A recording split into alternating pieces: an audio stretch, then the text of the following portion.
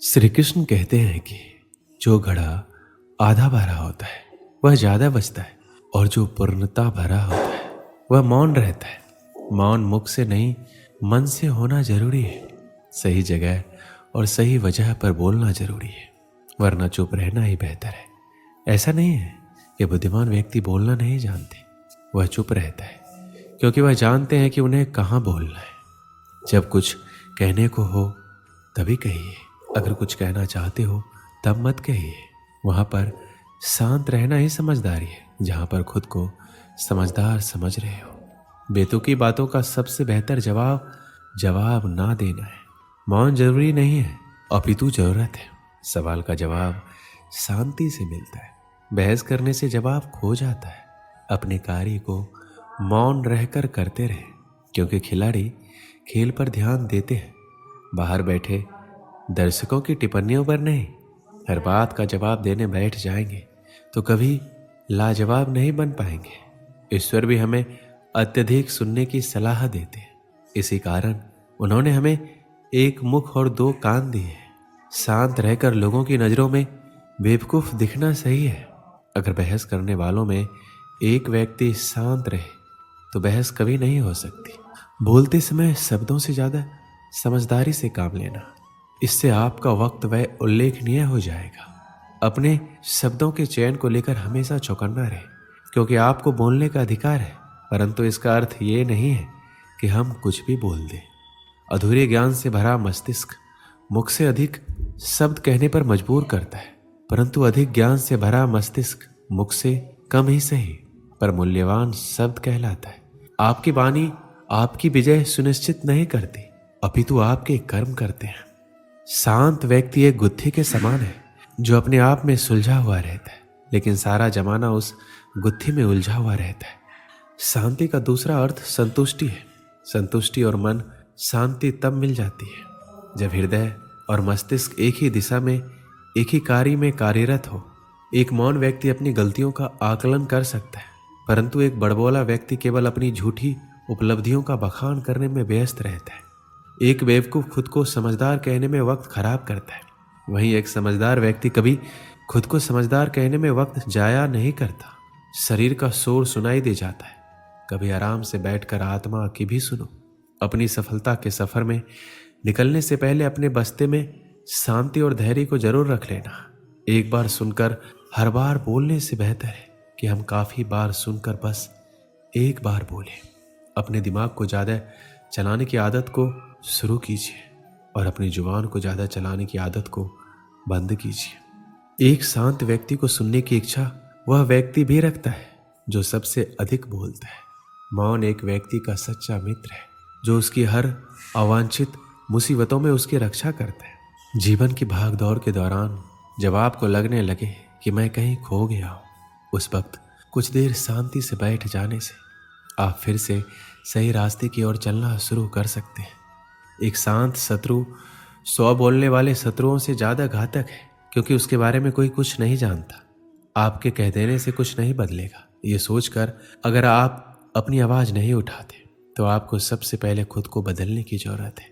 गलत को गलत कह देने में कोई गलत बात नहीं है। अत्याचार के खिलाफ चुप रहना सबसे बड़ा अत्याचार है। समाज वहां बोलता है जहां चुप रहना चाहिए, और वहां चुप रह जाता है जहां बोलने की आवश्यकता है। दूसरों पर हो रहे अत्याचारों को चुपचाप देखने वालों, याद रखना वक्त सबका आता है। रईस गलती भी कर दे तो कोई कुछ नहीं कहता, और गरीब कुछ सही भी कर दे तो सबको गलत लग जाता है। अत्याचार उसी पे ज्यादा होते हैं जो चोटों को छुपाए फिरते हैं। अत्याचारों को शांति से बैठकर देखने से अच्छा है उनके खिलाफ आवाज उठाई जाए। ज्यादा बोलना कमजोरी है, परंतु निडर होकर सत्य बोलना एक दिव्य शक्ति है। मुझे अकेले रहना पसंद है, अकेलापन नहीं। सुकून से बैठकर दौड़ भाग के दिन याद करना मुस्कुराहट भी देता है और शांति भी। अगर लग रहा है सब कुछ खत्म हो गया है तो नई शुरुआत करो, अभी जिंदगी बाकी है। आज आप जिस शांति की तलाश में हैं, कल शांति से बैठकर इसी भाग दौड़ को याद कर हंस रहे होंगे आप। जिंदगी बीत गई, दुनिया क्या कहेगी इस फिक्र में। बाद में पता लगा दुनिया को अपने सिवाय किसी की फिक्र ही कहाँ है। जब बयान करता रहा अपने हालातों को तब सब चुप थे। आज चुप क्या हुआ, सबको मेरे हालातों को जानना है। सलाह चुपचाप सुन लेनी चाहिए, पर सोच समझकर माननी चाहिए। दिल की बातें केवल दिल से सुनी जा सकती है, शब्दों से नहीं। दुआ वही कबूल होती है जो जुबान से नहीं दिल से की जाए। बिना कहे ही जो सब कुछ कह दे वही सच्ची मोहब्बत होती है। झूठ और सच में सिर्फ इतना सा फर्क है कि झूठ साबित करना पड़ता है और सच अपने आप सामने आ जाता है। अपने राज को राज ही रहने देना जब तक आप राज जानने वाले के सारे राज नहीं जान जाते। लोग सुकून को दौलत से खरीदने की सोचते हैं और दौलत के चक्कर में ही उनका सुकून छिन जाता है। कोई अचानक शांत हो जाए तुम्हारी गलतियों से तो समझ लेना ये तूफान से पहले की शांति है। दुनिया में यूँ तो सभी शांति चाहते हैं, बस ये दुनिया किसी को शांति से जीने नहीं देती। एक समय की बात है, एक गरीब आदमी था। वह रोज अपने गुरु के आश्रम जाकर वहाँ साफ सफाई करता और फिर अपने काम पे चला जाता था। अक्सर वो अपने गुरु से कहता, मुझे आशीर्वाद दीजिए, मेरे पास ढेर सारे धन दौलत आ जाए। एक दिन गुरु ने पूछ ही लिया, क्या तुम आश्रम में इसलिए काम करने आते हो?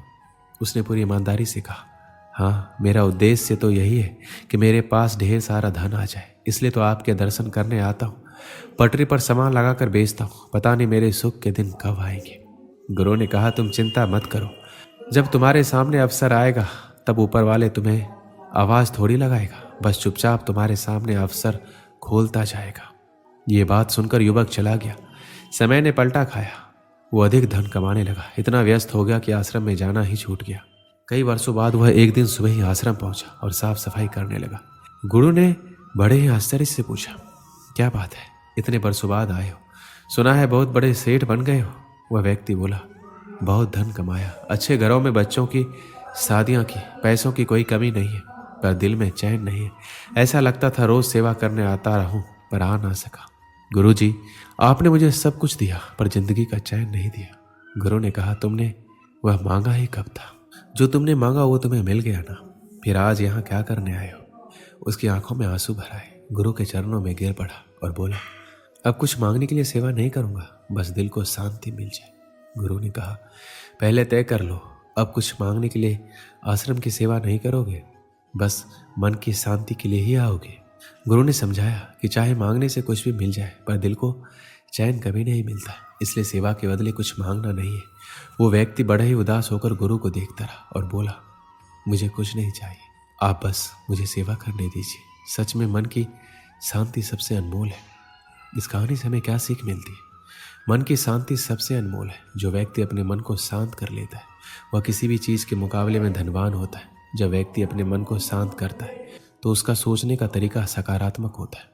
और मानव जीवन में कई प्रकार की चुनौतियां और परेशानियां होती हैं, लेकिन जो व्यक्ति अपने मन को संतुलित रखता है वह इन चुनौतियों का सामना करने में सफल होता है। इसलिए धन, सम्मान या किसी अन्य सामग्री वस्तु से ज़्यादा महत्वपूर्ण है कि वह व्यक्ति अपने मानसिक स्वास्थ्य का ख्याल रखे और अपने मन की शांति को महत्वपूर्णता दे। दोस्तों, इस वीडियो में बस इतना ही। मिलते हैं अगले वीडियो में। अपना ख्याल रखिएगा। जय श्री कृष्ण।